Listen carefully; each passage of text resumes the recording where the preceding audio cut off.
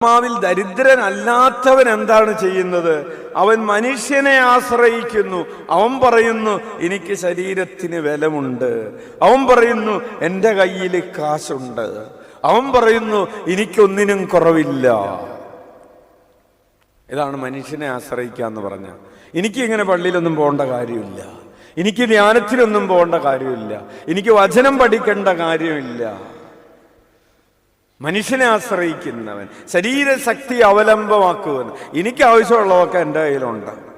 അവൻ മനുഷ്യനെ ആശ്രയിക്കുകയും ശരീരശക്തി അവലംബമാക്കുകയും ചെയ്ത് കർത്താവിൽ നിന്ന് ഹൃദയം തിരിക്കുന്നവൻ ശബ്ദൻ.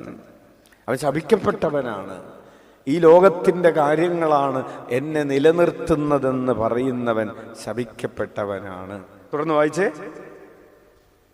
അവൻ മരുഭൂമിയിലെ കുറ്റിച്ചെടി പോലെയാണ്. മരുഭൂമിയിലെ കുറ്റിച്ചെടിക്ക് എന്താണ് പ്രത്യേകത? തുടർന്ന് വായിച്ചേ. അവന് ഋതുഭേദം ഉണ്ടാവുകയില്ല.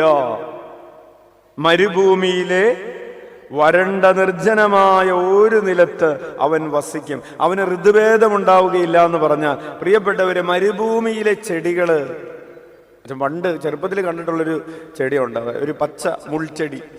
അത് എത്ര കൊല്ലം കഴിഞ്ഞാലും അങ്ങനെ തന്നെ നിൽക്കും.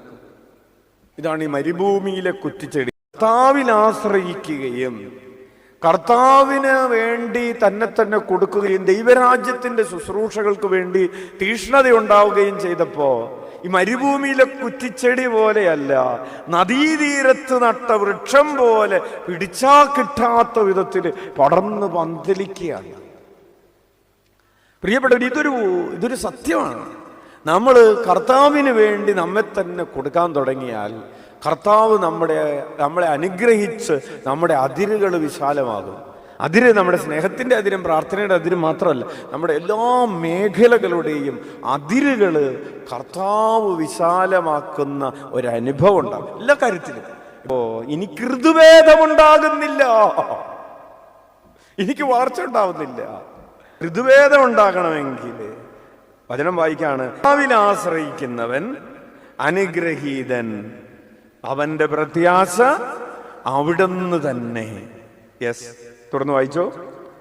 അവൻ ആറ്റുതീരത്തു നട്ട മരം പോലെയാണ്, അത് വെള്ളത്തിലേക്ക് വേരൂന്നിയിരിക്കുന്നു. അത് വേനൽക്കാലത്തെ ഭയപ്പെടുന്നില്ല. അതിൻ്റെ ഇലകൾ എന്നും പച്ചയാണ്.